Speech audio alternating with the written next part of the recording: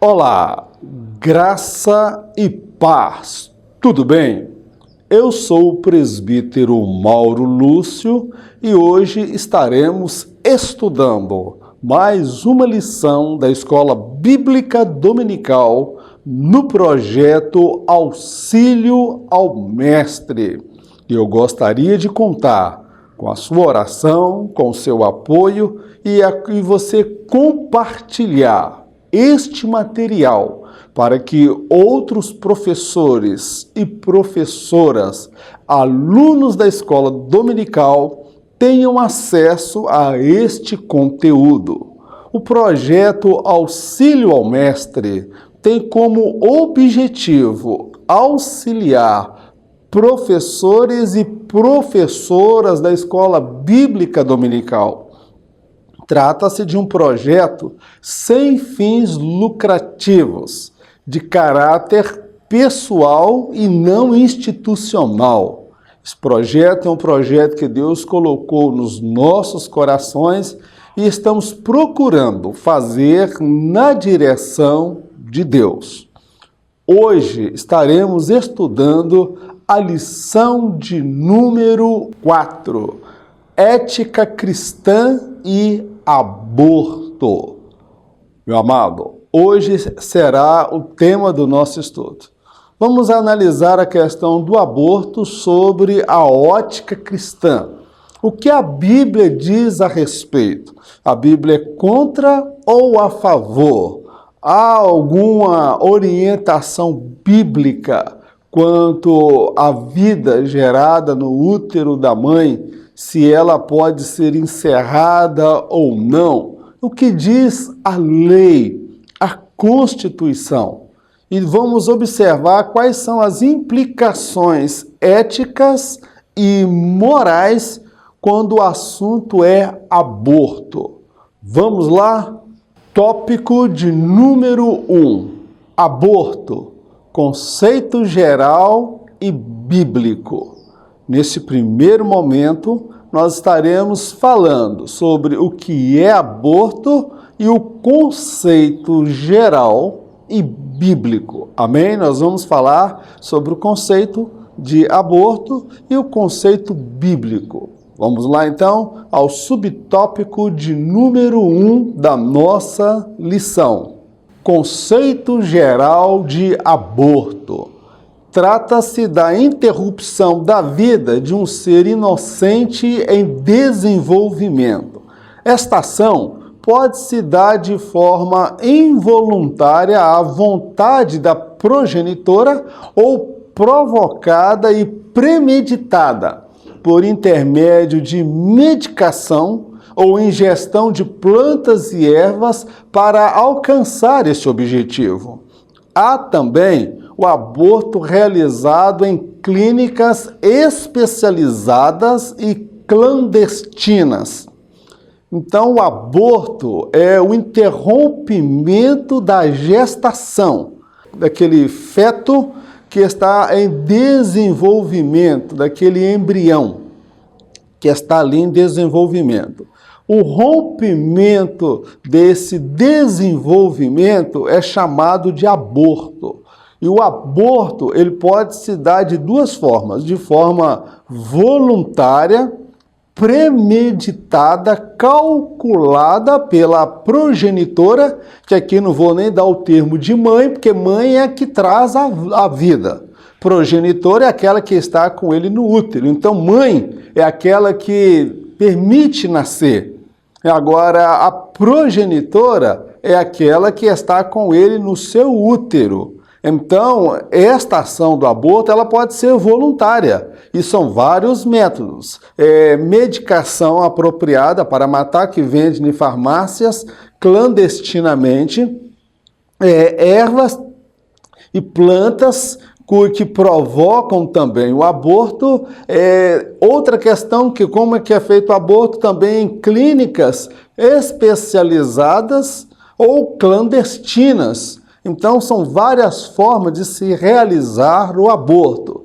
Há também o aborto involuntário, que é aquele aborto que o corpo da mulher, muitas vezes ele expele a criança, mata a criança ela não chega a atingir o desenvolvimento pleno, a criança morre. Então, o aborto é o interrompimento desse desenvolvimento desse ser. Subtópico de número 2. O aborto no contexto legal. O aborto, ao longo da história, foi tido como um crime hediondo em várias culturas e sociedades. No Brasil, o aborto é permitido em casos de estupro, risco de morte à mulher e anencefalia, que é a má formação do cérebro do bebê. Grupos liberais pressionam para que o aborto seja consentido pelo Estado em todos os casos que a progenitora assim desejar. O aborto dentro do contexto legal, nós precisamos compreender que ao longo da história da civilização humana, várias culturas e sociedades condenavam o aborto. Por exemplo, o Código de Hammurabi, que é antes da lei de Moisés, era um crime hediondo. Em várias outras culturas e países, era um homicídio, um assassinato, o aborto. No Brasil, o aborto já foi considerado também como um crime hediondo. Ele ainda continua sendo crime. Mas a lei brasileira, ela permite o aborto em 3 situações. Estupro, em caso que a vida da mãe está em risco e na situação que o bebê nasce com uma doença anencefalia, que nós vamos falar mais adiante. É uma doença rara que atinge a formação do crânio, do cérebro da criança. A grande questão em se aprovar o aborto é o seguinte: é pegar um caso, a partir de um caso, estabelecer um padrão. Então, há grupos liberais que pressionam o Congresso, que pressionam os deputados, senadores, as autoridades para a legalização do aborto, bastando apenas a mulher, a progenitora, desejar e ter o aval do Estado. Então, nós vamos tratar deste assunto. Então, sobre a questão do contexto legal, o aborto no Brasil ele não é legitimado, ele ainda se configura um crime. Apenas em 3 ocasiões que é permitido o aborto segundo a lei que vigora no nosso país. Vamos prosseguir então. Subtópico de número 3. Conceito bíblico de aborto. Na lei mosaica, o embrião ou feto eram reconhecidos como um ser humano como os demais outros. Se alguém provocasse a morte de um feto ou embrião, este seria reconhecido como assassino e responderia com a própria vida. Sobre a ótica bíblica, independente da fase de gestação, a interrupção da mesma se configura em assassinato. Sobre a ótica bíblica, a lei de Moisés, ela prescreveu o seguinte: se 2 homens estivessem brigando e ocorresse que um deles atingisse uma mulher e esta mulher viesse a ter um aborto, a criança no útero morresse, aquele homem ele iria responder pelo homicídio, pelo assassinato. Se na visão, na concepção de Deus, independente se é um embrião, se é um feto, ou um bebê já de 9 meses prestes a nascer, se aquela vida é interrompida, é assassinada, para Deus aquilo é um homicídio. Quem assim procedesse iria responder perante a lei de Moisés instituída por Deus. Esse seria julgado, sentenciado à morte. Era olho por olho, dente por dente, vida por vida, dentro da concepção bíblica. Então não havia, dentro dos preceitos bíblicos, espaço para o aborto. Ele, às vezes, poderia ocorrer de forma involuntária e acidental. Mas quando ele era premeditado, calculado e provocado, a pessoa que assim o fez, ele respondia e a vida dele responderia pela vida da criança que foi assassinada no útero da mãe. Este é o preceito bíblico e é esse preceito que rege o nosso estilo de vida, o nosso pensamento cristãos enquanto servos do Senhor. Amém? Vamos prosseguir então na nossa lição?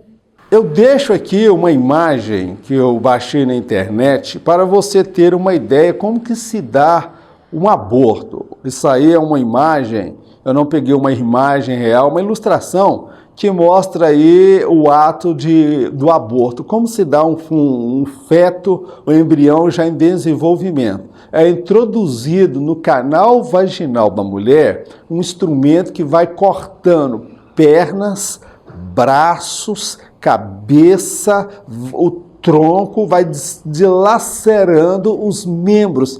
E isto com a criança viva, consciente, sendo arrancado o braço dela. A mãe ou a progenitora que faz o aborto, ela não vê do lado do monitor o que está acontecendo. Ela simplesmente chega lá e é arrancada a criança. A criança, ela luta. Cenas na internet, você procura, a criança, aquele feto, aquele embrião, ele luta com todas as forças, mas ele não tem capacidade de resistir ao ataque de um ser mais bem preparado e poderoso do que ele. A Bíblia é totalmente contrária à prática do aborto. Amém? Vamos prosseguir então na nossa lição. Subtópico de número 4. O aborto na história da igreja. Historicamente, os pais da igreja sempre se posicionaram contra a prática do aborto.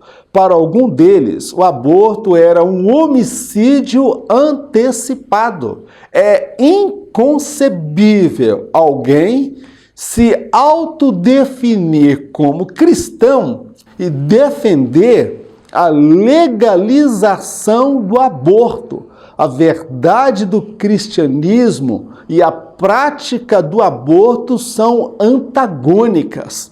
O aborto sobre a história da igreja. Historicamente, tanto a igreja como os pais da igreja sempre se posicionaram contra a prática do aborto.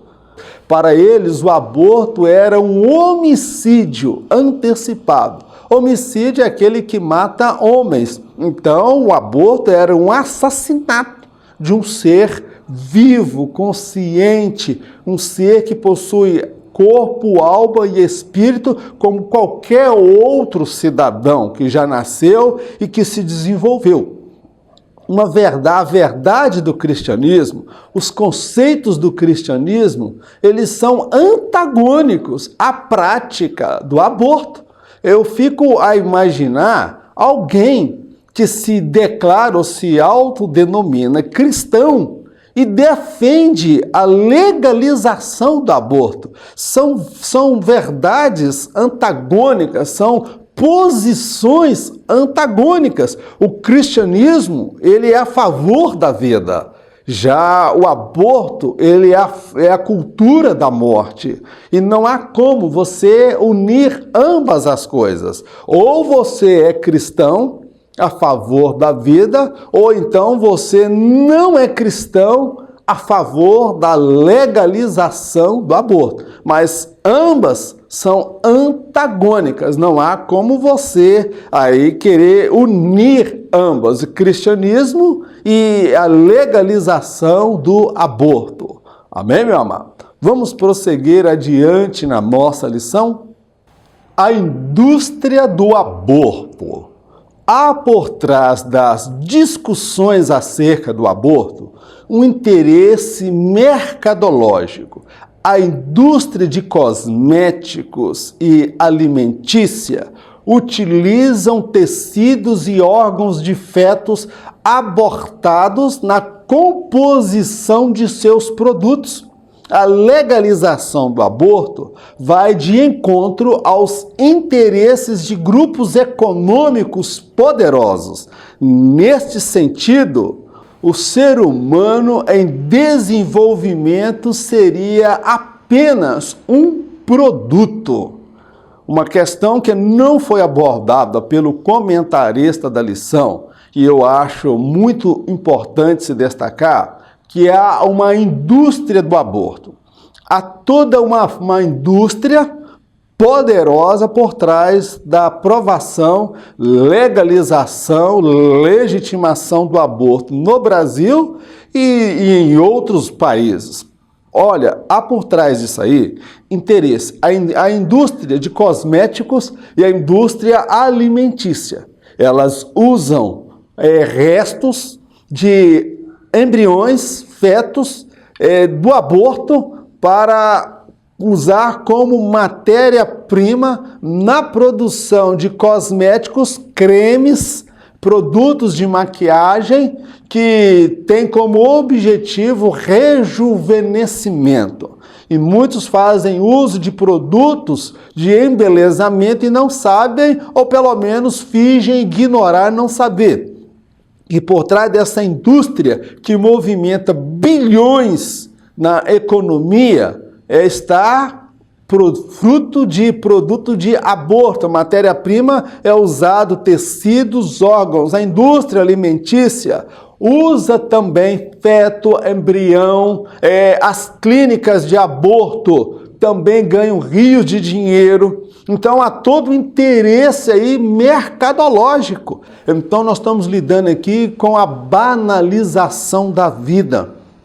O ser humano, dentro desse sistema desumano, imoral, ele seria apenas mais um produto de consumo. E quem propicia isto?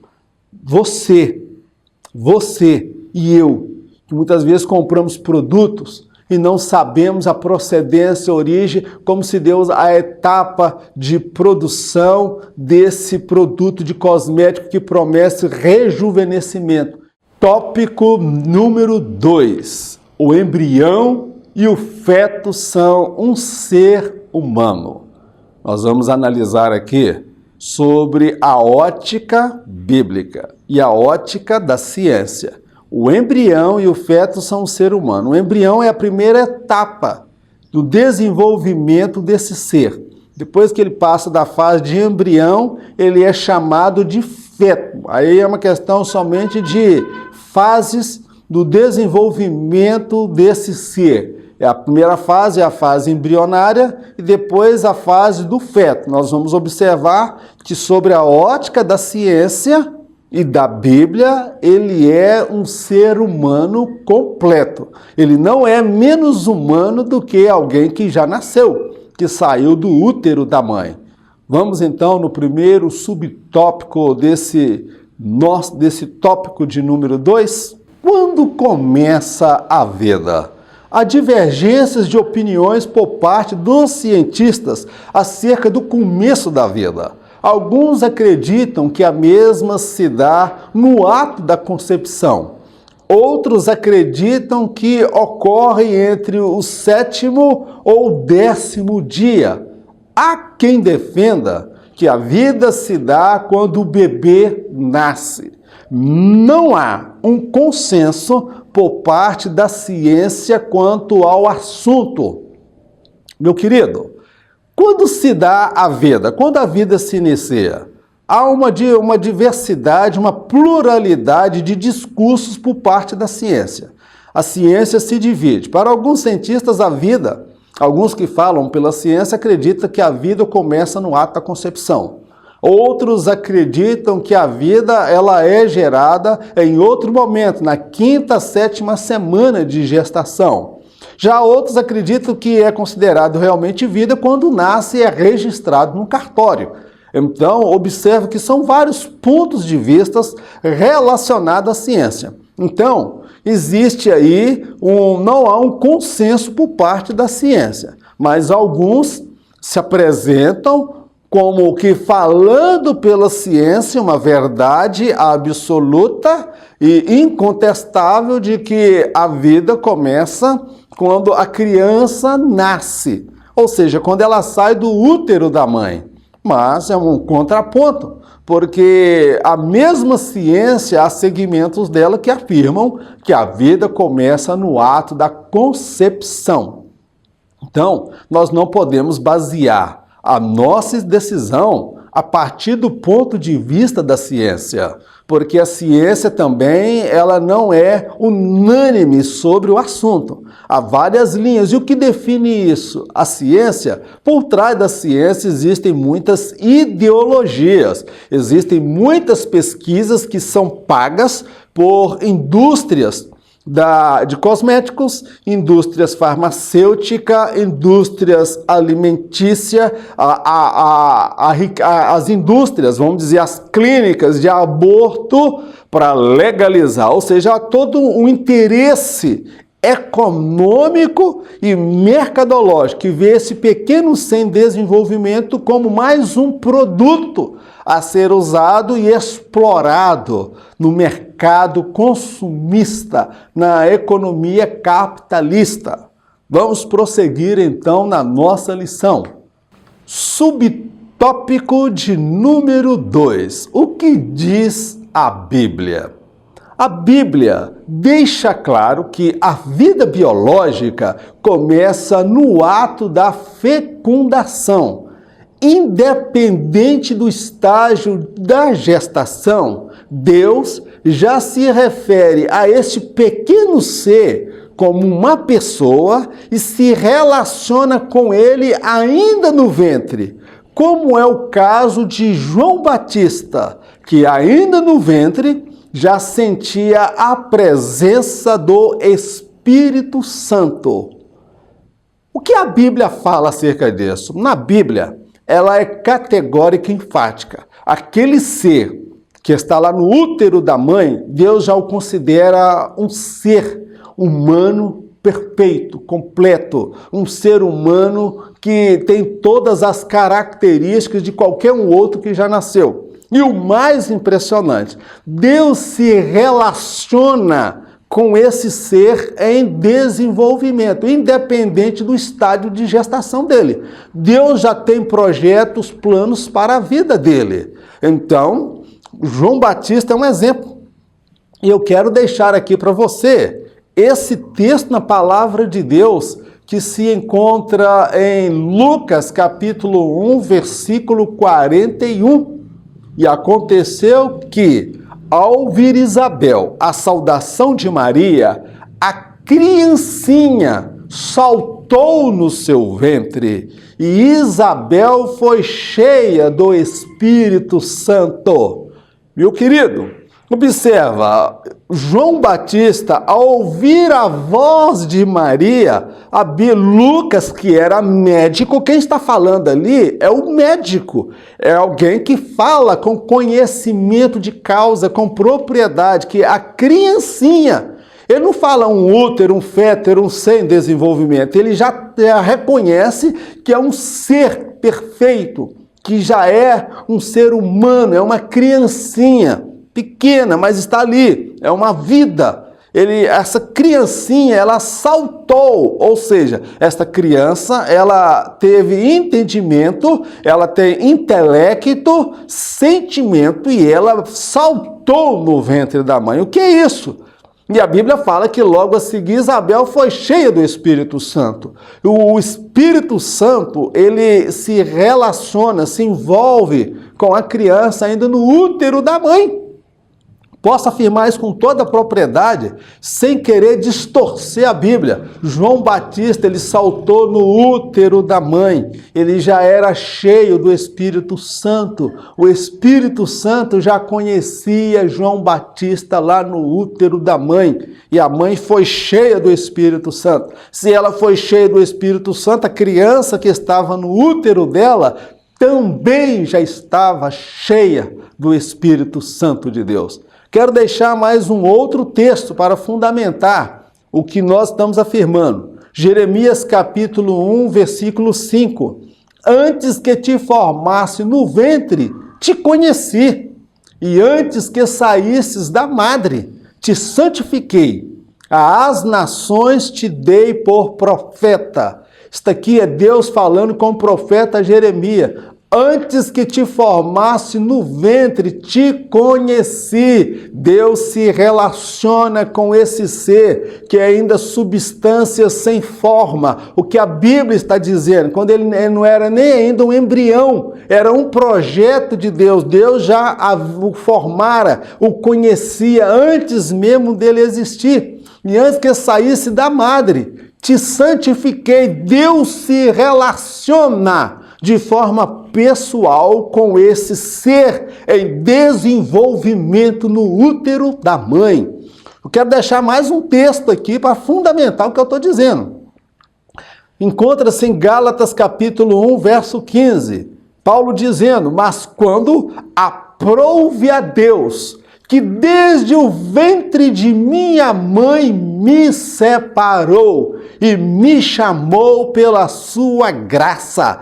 Paulo está dizendo que ele fora chamado por Deus desde o ventre da sua mãe. Deus se relaciona com este ser em desenvolvimento. Deus tem projetos. Esse ser não é fruto do acaso. Não importa se ele é fruto de um estupro, se ele é fruto de um adultério, se ele é fruto de uma união, de um ato sexual impensado. Os pais não pensaram, mas Deus já se relaciona com esse ser em desenvolvimento. Ele é um ser dotado de todos os atributos de um ser humano. Amém, meu amado? Vamos então, mais um texto bíblico. Isaías 49, verso 5, parte A. E agora diz o Senhor, que me formou desde o ventre para ser seu servo. Segundo Isaías, Deus o havia formado no ventre para ser seu servo. Então nós estamos aí dando vários textos bíblicos para mostrar que Deus se relaciona com o feto, com aquele ser em formação no útero da mãe. Subtópico de número 3. Qual a posição da igreja? A Bíblia é o único livro de regra de fé e conduta para a igreja e o cristão. Nela encontra-se a mente de Deus. Não somos defensores de Deus, mas devemos defender nossa fé, o que cremos e o que pensamos. Assim o fazemos por convicções pessoais, morais, éticas e científicas. Somos cidadãos dotados de direitos assegurados pela Constituição do país, dos quais não abrimos mão. O que pensa a igreja? Qual é a posição da igreja? Meu amado, qual é a posição da igreja? A igreja ela não vai seguir a ciência, a ideologia e o homem na pós-modernidade. Nós temos um livro de regra de fé, um livro que é o nosso referencial de conduta de regra e de fé, que é a Bíblia.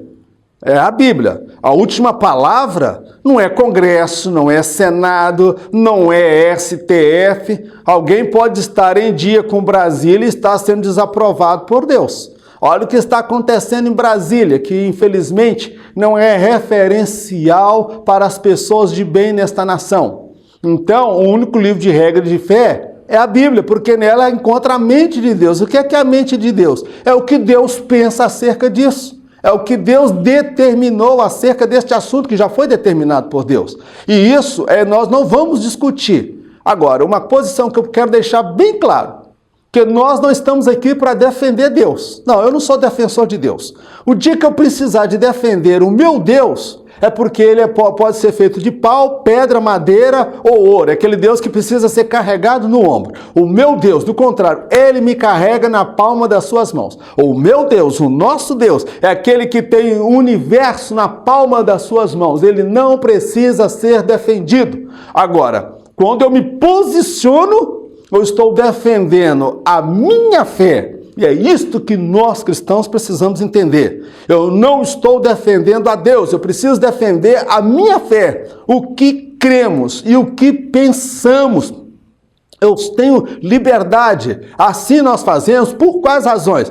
Convicção pessoal. Porque eu não sou obra de manobra da indústria de cosméticos, a indústria do aborto, a indústria da cultura da morte, indústria alimentícias, indústria farmacêutica. Eu não sou alvo de manobra desta indústria, sou um ser consciente. Convicção moral, porque é imoral, inconcebível, se Hitler, durante o nazismo, matou 6 milhões de judeus. A cultura do aborto pretende matar milhões e milhões de crianças ao redor do mundo. Também por convicções éticas e científicas. Por quê? Eu não sou aloprado, nós não somos aloprados. No nosso meio nós temos advogados, temos juízes, temos promotores, temos psicólogos, temos médicos, cientistas. E a própria ciência, ela reconhece que aquele ser ali, ele tem emoção, ele tem vontade. Por que então tratamento com psicólogo? Para tratar a questão de criança que foi rejeitado pelo pai ou pela mãe ainda no útero da mãe, que durante a gestação foi alvo de um casal em briga e contenda, e isso vai trazer reflexo sobre a vida da criança, que então é um ser que tem emoção, que tem uma alma, que precisa ser tratado. Então a ciência estaria entrando em contradição. Outra questão, somos cidadãos dotados de direitos assegurado pela Constituição do país. Quando eu me posiciono abertamente contra o aborto, eu faço na qualidade de cidadão brasileiro, não como religioso, como querem nos taxar. Ah, não, esses aí são os religiosos, os crentinhos. Nós não somos crentinhos, não. Nós somos eleitores, pagamos impostos, produzimos para o desenvolvimento desse país e nós queremos ser respeitados como tal, meu querido. Nós somos amparados pela Constituição, temos direitos dos quais nós não abrimos mão. Por quê? Só os defensores do aborto, só os defensores de ideologia de gênero, só os defensores da destruição da família podem falar. Por que você não pode falar? Por que eu não posso me expressar? Eu fiz faculdade, eu fiz jornalismo, estou falando para pessoas que fez faculdade, que tem doutorado, mestrado. Nós temos direito de falar aquilo que pensamos, aquilo que acreditamos por convicções pessoais. Nós estamos defendendo Deus, estou defendendo aquilo que eu creio, por convicções pessoais. Isso não é favor do Estado, é direito assegurado pela Constituição brasileira. Nós temos liberdade de expressão, de vir a público pelas redes sociais, de nos posicionar contra essa indústria do aborto, que não fala, não dá suas caras, que se esconde, que patrocina campanhas políticas para tornar seres no útero da mãe em desenvolvimento como produto a ser usado nas indústrias de cosméticos, indústria farmacêuticas e indústria alimentícia. Nós não somos ignorantes e aloprados, somos cristãos, mas somos cidadãos brasileiros, dotados de razão, intelecto e capacidade de decisão, de escolha, que nos é assegurado pela Constituição. E nós não podemos e nem devemos abrir mão dos nossos direitos. Amém? Vamos prosseguir então na nossa lição. Eu quero destacar liderança fraca e omissa, com raras exceções. As lideranças cristãs no Brasil são omissas e negligentes no que diz respeito a questões sociais, políticas e morais. Muitos agem em função dos próprios interesses e não da coletividade. A igreja foi chamada para adorar a Deus e influenciar a sociedade de forma positiva. Para muitos líderes, Deus está interessado somente em congressos, convenções, festividades, dízimos e ofertas. Vamos falar uma verdade aqui. Alguém um dia perguntou que eu não gostava da Assembleia de Deus, que eu falava mal da Assembleia de Deus. Eu vou dar a resposta agora.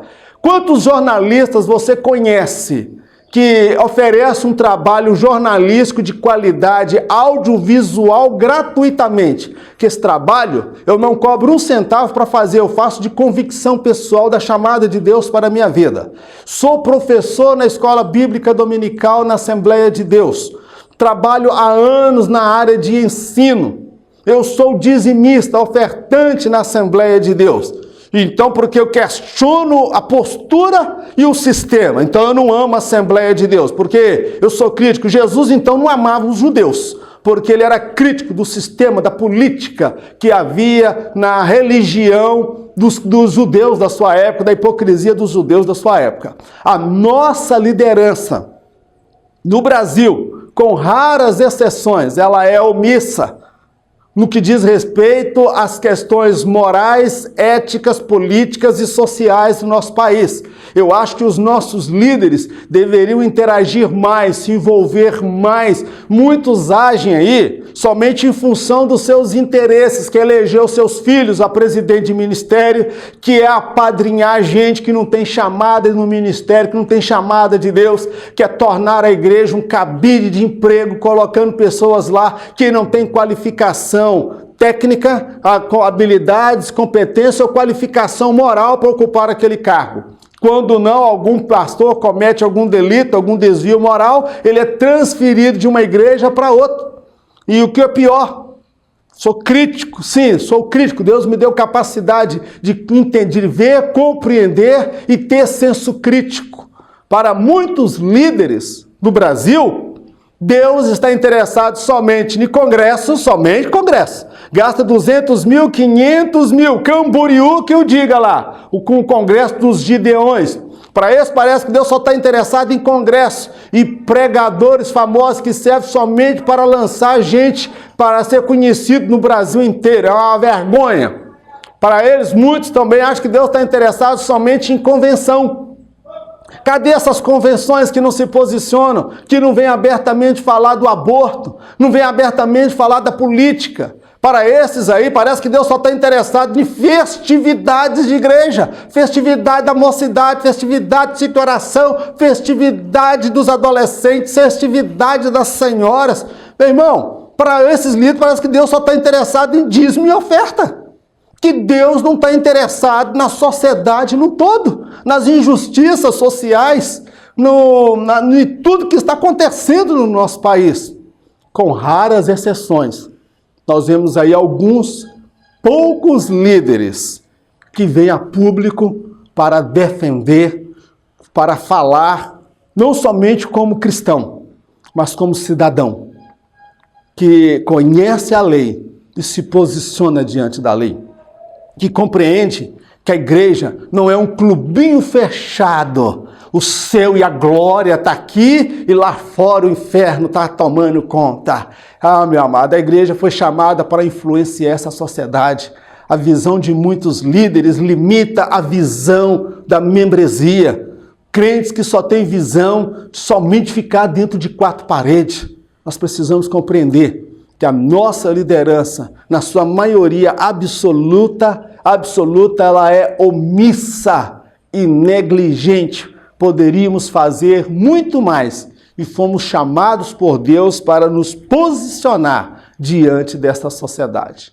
Vamos então Um outro momento da lição aqui é a Carta de Brasília, conforme colocado aí na lição. A Carta de Brasília foi um passo tímido dado pela CGADB ante as pretensões nefastas de correntes ideológicas contrárias aos princípios da palavra de Deus. Não é preciso muita coragem para se elaborar uma carta. Difícil é se expor publicamente e dar cara para bater.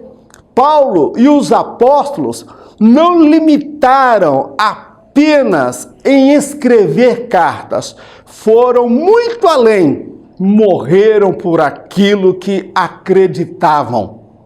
Aí alguém vai falar que agora eu sou crítico, que eu fico falando da instituição. Irmão, nós temos que ser críticos sim da instituição que nós servimos. A carta da CGADB, que é conhecida como a Carta de Brasília, após o encontro geral das Assembleias de Deus ali em Brasília, foi encaminhada uma carta aqui, colocando, mostrando aquilo que nós cremos, como nós nos posicionamos diante de várias situações na nossa sociedade. No meu modo de ver, se tratando de Assembleia de Deus, que é tida como a maior denominação em termos de número, quantidade de membros de igreja no Brasil. A CGADB, para mim, ela deu um passo muito tímido, poderia fazer muito mais.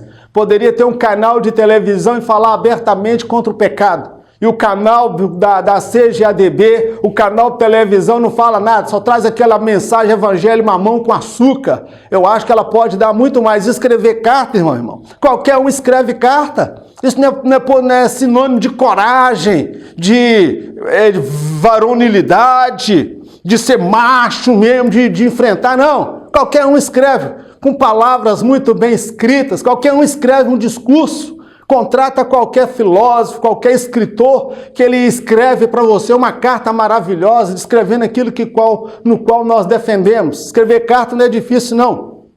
O difícil é dar cara para bater e se expor publicamente, como faz aí, eu vou me referenciar ao pastor Silas Malafaia. Talvez nós tenhamos divergência de pensamento em várias questões, mas em muitos casos eu admiro a ousadia, a intrepidez com qual ele defende valores e princípios éticos, morais, políticos e sociais. Ele dá a cara para bater. Os apóstolos, Paulo e os apóstolos, não escreveram somente cartas não, irmão. Eles morreram por aquilo que eles acreditavam.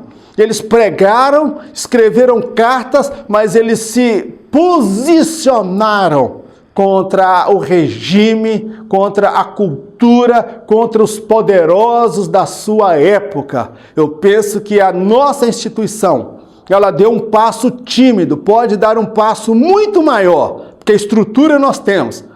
Na Assembleia de Deus nós não temos universidade, não temos uma faculdade, não temos um canal de televisão em rede nacional, e tem muitas outras instituições que já têm isso aí e nós não temos. Então acho que há muito a ser feito no nosso meio, mas nós precisamos nos colocar e nos posicionar. Escrever carta foi um importante passo, muito tímido, muito acanhado, mas precisamos ser como os apóstolos, ir adiante, lutar por aquilo que nós acreditamos. Amém? Encerramos aqui o tópico de número 2 e já vamos entrar no tópico de número 3 da nossa lição. Tipos de aborto e suas implicações. Nesse terceiro e último tópico, nós vamos falar sobre os tipos de aborto permitidos pela nossa legislação e as implicações morais e éticas desta lei que é aprovada e consentida no Brasil, em 3 ocasiões. Vamos lá, 3 situações. Vamos então ao subtópico de número 1, aborto de anencéfalo. O regime nazista matava homens, mulheres e crianças com deficiência física. No Brasil, o STF negou o direito à vida bebês que fossem acometidos de doença rara. O mesmo STF hoje defende abertamente bandidos que matam por intermédios da corrupção generalizada no país. O sangue dos inocentes clama por justiça e esta virá. A igreja precisa se posicionar diante de Deus e da sociedade. Dentro desse tópico, o que é essa doença? É uma doença rara que gera uma má formação do cérebro do bebê. Segundo, houve uma relutância, o STF aí aprovou que, se tratando dessa doença, segundo alguns postulados cientistas, a criança ia nascer e morreria horas depois. Mas há casos em que a criança não morreu logo a seguir. Mas o Supremo, ele aprovou. E eu destaco aqui que no regime nazista, homens, mulheres e crianças com deficiência físicas eram assassinados, exterminados, que seria um peso, um fardo para a sociedade. Esse STF, que é o Supremo Tribunal Federal, aprovou essa lei negando o direito de, pelo menos, nascer desse ser em desenvolvimento. Então, quando abre um precedente para uns, há uma forte tendência a abrir um precedente para outros também. E esse STF, que é o Supremo Tribunal Federal, os Supremos, hoje defende abertamente políticos envolvidos na Lava Jato. É o caso do ex-presidente Lula, que foi condenado, sentenciado com várias provas pelo Ministério Público, que está lá 4, 5 ministros pagos, envolvidos em corrupção. Nós vemos isso escancarado na mídia, que defende bandidos, que matam por intermédio da corrupção. Talvez você foi alvo de um familiar seu, um parente seu que morreu de câncer, que morreu de AIDS, que morreu com diabetes, que não teve um tratamento de saúde melhor porque o dinheiro foi desviado. Esse mesmo Supremo que negou a vida a crianças que nascem com essa doença rara é o mesmo Supremo que tem se posicionado muitas vezes com seus ministros do Supremo contra a sociedade, contra a família, quando aprova, por exemplo, que um homem que se sente mulher, ele pode entrar no banheiro feminino sem ser constrangido, ele pode entrar. Então nós vemos aí que muita coisa aprovada em Brasília vai contra os princípios morais e éticos da palavra de Deus. Então o que nós vemos no nosso país aí são bandidos sendo defendidos pelo Congresso. As leis, elas são reinterpretadas, a Constituição rasgada e pisada. O sangue de inocentes que morreram no útero das mães clama por justiça. O sangue daqueles que morreram em filas de hospitais clama por justiça. O sangue daqueles que morreram na miséria, na pobreza, clama por justiça. O sangue daqueles que são vítimas dessa corrupção generalizada no nosso país clama por justiça.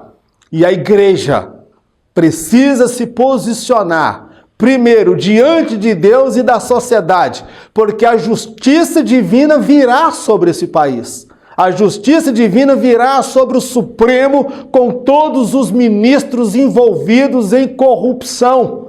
Pode se esconder hoje e amanhã, mas isto virá público. Muita coisa está vindo a público. O que é isso? É Deus sacudindo esta nação. Tentaram rasgar a palavra de Deus, obrigar pastores a realizar casamento de pessoas do mesmo sexo. Cogitaram tirar da Bíblia versículos que falassem contra a imoralidade de homossexual, de homem com homem e mulher com mulher. E a igreja fica calada. A igreja não se posiciona, as nossas convenções, as instituições que dizem nos representar são omissas diante desses episódios. A igreja brasileira precisa se posicionar diante de Deus e diante da sociedade, porque quando a justiça de Deus vier, ela vai começar pelo altar da casa de Deus. Não pense que nós ficaremos livres do juízo, da justiça de Deus que está vindo sobre essa nação. Nós precisamos nos posicionar. Quando vier a justiça divina, meu querido, eu já falei o que eu tinha que falar, eu já me posicionei. Vamos prosseguindo. Subtópico de número 2. Aborto em caso de estupro. No Brasil, não é necessário se comprovar o estupro. Basta apenas fazer tal alegação e a autorização para matar um ser inocente é concedida com a bênção do Estado. Juridicamente, há um contrassenso nessa decisão final. O estupro é um crime. O matar um ser inocente e indefeso também o é. Um crime justificaria o outro? É outro precedente que pode ocorrer o aborto em caso de estupro. Só que tem um porém. A pessoa que faz a alegação, a mulher que faz a alegação do aborto, pedindo aborto, ela não precisa comprovar como se deu estupro, em que circunstância, como foi, com quem, cadê as testemunhas. Ela não precisa comprovar, só basta ela alegar e ela já sai com a aprovação e com a bênção do Estado. Já pode lá matar o ser que está lá no útero dela. Eu sei que é uma questão polêmica. Uma mulher que foi abusada sexualmente. Eu não desejo isso para ninguém da minha família e não desejo isso para a família de ninguém, mas infelizmente acontece. A questão é, o estupro, ele é um crime. Mas será que o matar um ser inocente que está lá no útero gerado naquela mulher, matar esse ser também não é um crime perante a lei? Estou falando aqui sobre a ótica da lei. Sobre a ótica da lei. É um crime. É um crime matar esse ser que está lá. Então, aí é um contrassenso jurídico. Um crime justificaria outro, já houve, então, um estupro. Agora vai ter um homicídio, porque vai matar esse ser. Juridicamente, aí há um contrassenso. Isso aí é algo passivo de ser questionado. Amém, meu querido? Eu não estou querendo aqui apontar caminhos, eu estou questionando a lei. Não estou falando aqui que a mulher deva ou não ter direito de fazer o aborto. Eu estou falando que juridicamente há um contrassenso, porque aí um crime iria justificar o outro crime. Vamos prosseguir na nossa lição. Subtópico de número 3. Aborto terapêutico. É consentido por lei quando a gravidez ou o parto colocam em risco a vida da mãe. Em situações onde o médico precisa decidir entre a vida da mãe ou a vida da criança, a escolha, segundo a lei, sempre será pela vida da mãe e não da criança. O que faria Jacó caso pudesse decidir entre a vida de Raquel ou a de Benjamim? Outro preceito na lei no qual é permitido o aborto é no caso da gravidez colocar em risco a vida da mãe. Isto aí a lei já prescreve que em situação de risco, que a vida da mãe é colocada em risco, ela pode morrer, entre a criança e a mãe, a lei já prescreve que a preferência é dada à mãe, que já está socialmente interagida na sociedade. Então, a preferência é pela vida da mãe. Em situações no parto, como já ocorreu muitas situações, em que o pai ou o médico tinha que decidir quem ia viver, era a mãe ou a criança. Então, nesses casos extremos, a lei já prescreve que a escolha tem que ser pela vida da mãe e não da vida da criança. Nesse caso, o aborto ele é consentido pela lei. Mas aí eu fico a me perguntar o seguinte, e no caso de Raquel, quando ela esteve para dar à luz ao filho dela, Benjamim, ela morreu. O nome foi mudado, que ela colocou outro nome, porque era filho das minhas dores. Mas aí o pai Jacó mudou o nome para Benjamim. E se ele pudesse escolher, qual seria a escolha dele? Você, meu amado irmão, qual seria a escolha? A sua esposa está no trabalho de parto e um médico vira para você. Faça a escolha, vai morrer a sua esposa ou vai morrer o seu filho? Se você não decidir rápido, vai morrer os dois. Qual é a sua decisão? Eu tenho certeza que a resposta não é unânime. Uma boa parcela escolheria pela vida da mãe. Uma outra parcela escolheria pela vida da criança. Nesses casos, a lei já prescreve que a decisão a ser tomada sempre será em favor da mãe. Esta é a lei. Então, meu querido, encerramos aqui a nossa escola bíblica, esta pré-aula. Eu quero agradecer com carinho a sua atenção, a sua participação.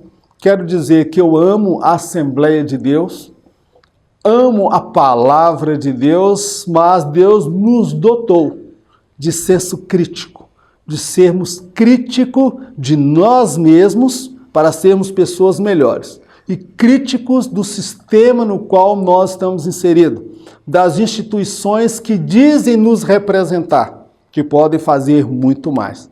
Esta aula ela tem como objetivo levar você a questionar, levar você a pensar, levar você a despertar um sentimento desta nossa instituição se posicionar sobre questões políticas, morais, éticas, sociais, que envolve toda a nossa sociedade. A igreja não pode ficar indiferente. Amém? Que Deus abençoe a sua vida. E eu gostaria que lhe pedir, compartilhe esse vídeo.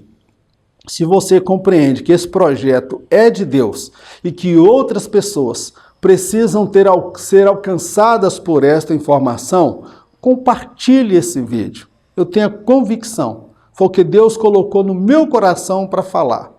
E aquilo que Ele colocou no meu coração eu falei, sem preocupar se as pessoas vão aprovar, vão aplaudir, vão gostar ou não. Porque esse canal, ele não é monetizado, eu não recebo dinheiro do YouTube. Eu não coloco minha conta aí para ganhar dinheiro com isso não. Eu faço com recursos e com algumas poucas pessoas que Deus tem levantado para me socorrer em uma situação ou outra. Eu faço com a consciência limpa diante de Deus e diante dos homens. Amém? Que Deus abençoe a todos. Vamos orar? Senhor, ajuda-nos a ser o sal da terra e a luz do mundo, a fazer a diferença na sociedade na qual nós estamos inseridos. Ajuda-nos, ó Pai, a nos posicionar abertamente, não somente escrever uma carta elaborada intelectualmente, mas a nos posicionarmos abertamente acerca daquilo que cremos, naquilo que acreditamos, as nossas convicções pessoais, morais, éticas. Nós não estamos aqui para defender o Senhor é que nos defende, mas nós queremos avançar, queremos nos valer da nossa cidadania, que nos foi assegurada pela Constituição, pela lei, assegurada pelo próprio Deus. Meu Deus, levanta homens e mulheres, vasos de honra, profetas corajosos, audaciosos, ó Pai, cheios de sabedoria, cheios de conhecimento, cheios do Teu Espírito, cheios de ousadia e intrepidez para falar das verdades da Tua palavra. Meu Deus, nós Te agradecemos por tudo, no nome de Jesus. Amém. Que o grande amor de Deus, a graça do nosso Senhor e Salvador Jesus Cristo, as doces consolações do Espírito Santo de Deus, seja com todo o povo de Deus, não somente hoje, mas para todo sempre, em nome de Jesus. Amém. Meu querido, semana que vem nós estaremos ministrando a lição de número 5. Isto se não houver arrebatamento. Porque em caso de arrebatamento, eu já aviso previamente, eu não estarei aqui para ministrar a próxima lição. Mas eu me alegro na certeza de que você também não estará aqui. Nós nos encontraremos nas nuvens com o nosso Senhor Jesus. Que Deus te abençoe. Ore pela minha vida e nos ajude a compartilhar este vídeo e se inscreva no nosso canal. Deus te abençoe no nome de Jesus. Amém.